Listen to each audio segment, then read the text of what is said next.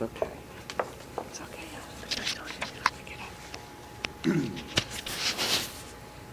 All assistants.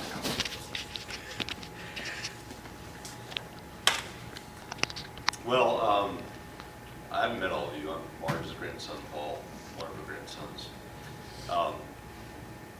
First, I'd just like to say thank you for being here, and thank you, Craig, for your opening comments. It means a lot to us as a family. Well, as Craig said, my grandma played a large role in raising me and my sister as children.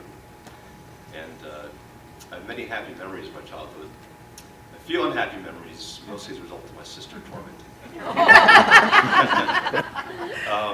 As I was reflecting on the time that my grandmother and I shared together, I came to realize that many of the principles that guide me through life as an adult originated with wisdom that my grandmother shared with me as a child. One of the first things that she taught me about was the value of thrift. She grew up during the Great Depression, and anyone who knew her well could see the impact of that on her life. When my sister and I were children, we couldn't leave the dinner table until we finished every morsel of food on our plate. And if we didn't like what we were served, we didn't eat dinner that night. As a child, I didn't quite understand that behavior, but now as an adult, the memory stays with me, and I'm very careful not to waste any resource or opportunity in my life. And when I was 5 or 6 years old, Grandma took me to Southeast Bank to open a savings account with $10. That was a lot of money to me back then.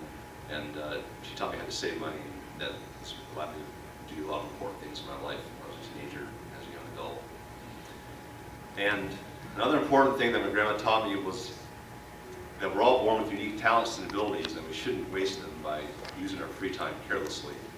When I was a lot younger and a lot stupider, I used to watch a lot of crap on TV. And one such piece of crap was a show called In Living Color. My sister and I and my grandmother were later in Washington one Sunday night, and Grandma slammed the recliner shut, stormed out of the room, and she said that it was an insult to her intelligence.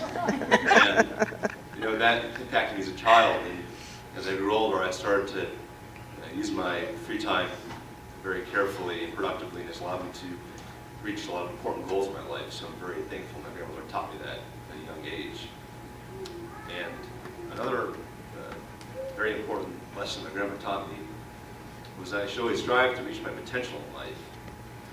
When I was a young child, I was often very bored in class, and I didn't pay attention, and I did very poorly in school. And when the teachers called to tell my parents about this, my grandmother gave me a pep talk, and she told me about how her parents were the caretakers in an apartment building in the Bronx. They had no money to spare. The parents used to tell her, make something out of yourself. And she used to tell me the same thing. And she said that when times are tough, her father would tell her, where there's a will, there's a way, and you can do it. And she used to tell me the same things. And I don't think that there are any statements that have had a greater impact in my life than those. Whenever I'm faced with seemingly insurmountable challenges, people tell me the things I want to do can't be done because they're too difficult. I just remember what my grandmother told me, and I have no problem ignoring them and immediately setting out to prove them wrong. And so, although my grandmother is no longer with me physically in life, I'm grateful that she will always continue to guide me through the words of wisdom that she shared with me as a child. Thank you.